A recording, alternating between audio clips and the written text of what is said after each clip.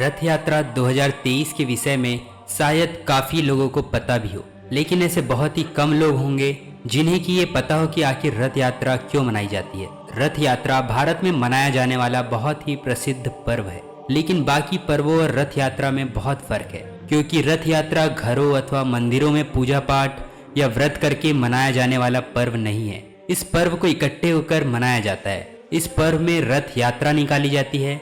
इस पर्व में देश के 2 शहरों में रथ यात्राएं निकाली जाती है। भारत देश के उड़ीसा राज्य के तटवर्ती शहर जगन्नाथपुरी में भगवान जगन्नाथ का भव्य मंदिर है। इस शहर को मुख्यतः पुरी के नाम से जाना जाता है। पुरी में हर वर्ष भगवान जगन्नाथ की विशाल रथ यात्रा निकाली जाती है। पुरी के जगन्नाथ मंदिर को भारत के 4 धाम में से एक माना गया है। हालांकि अहमदाबाद में भी भगवान जगन्नाथ की रथ यात्रा निकाली जाती है, लेकिन पुरी की रथ यात्रा ज्यादा प्रसिद्ध है। तो चलिए जानते हैं कि आखिर जगन्नाथपुरी रथ यात्रा क्या है, रथ यात्रा क्यों निकाली जाती है और इसे कैसे मनाया जाता है। भगवान जगन्नाथ की रथ यात्रा का पर्व हर वर्ष मनाया जाता है। इस पर्व को मनाने के पीछे कुछ मान्यताएं हैं, जिसमें से सर्व प्रचलित मान्यता है कि भगवान जगन्नाथ की बहन सुभद्रा ने भगवान जगन्नाथ जी से द्वारका दर्शन करने की इच्छा जाहिर की, जिसके फलस्वरूप भगवान ने सुभद्रा को रथ से भ्रमण करवाया। तब से हर वर्ष इसी दिन जगन्नाथ यात्रा निकाली जाती है। भगवान जगन्नाथ की रथ यात्रा के लिए 3 रथ तैयार किए जाते हैं। रथ यात्रा में सबसे आगे श्री कृष्ण के बड़े भाई बलराम का रथ रहता है, जिसमें 14 पहिए रहते हैं और इसे ताल ध्वज कहते हैं। दूसरा रथ 16 पहिए वाला श्री कृष्ण का होता है, जिसे नंदी घोष या गरुड़ ध्वज के नाम से जाना जाता है। और तीसरा रथ श्री कृष्ण की बहन सुभद्रा का रहता है, जिसमें 12 पहिए रहते हैं और इसे दर्प दलन या पद्म रथ कहा जाता है। तीनों रथों को उनके रंग और लंबाई से पहचाना जाता है। रथ यात्रा के पीछे एक पुरानी कहानी प्रचलित है कि ज्येष्ठ पूर्णिमा के दिन भगवान जगन्नाथ का जन्म हुआ था।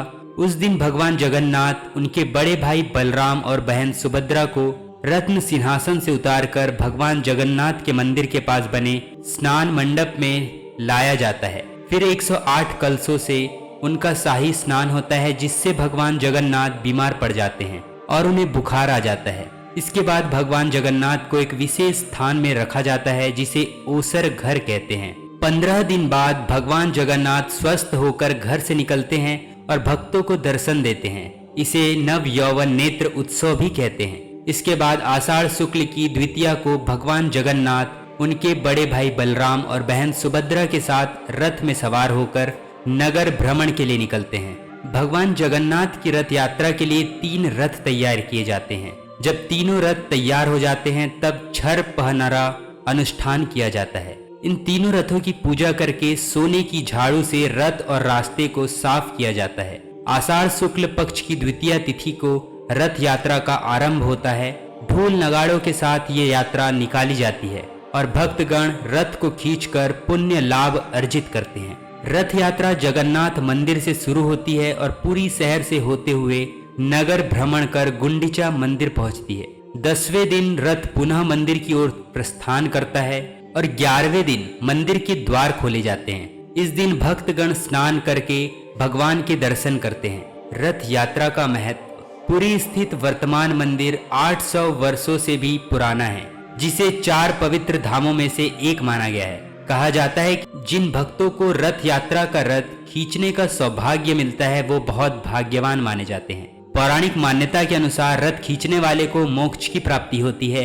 ऐसी मान्यता है कि इस दिन भगवान स्वयं नगर भ्रमण कर लोगों के बीच आते हैं और उनके सुख दुख में सहभागी बनते हैं। ऐसा भी माना जाता है कि जो भक्त रथ यात्रा में भगवान के दर्शन करते हुए एवं प्रणाम करते हुए रास्ते की धूल कीचड़ आदि में लोट लोट कर जाते हैं, उन्हें श्री विष्णु के उत्तम धाम की प्राप्ति होती है।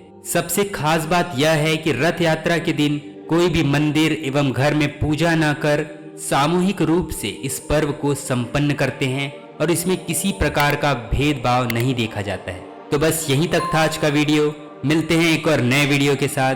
तब तक के लिए बी सेफ। जय हिंद। धन्यवाद।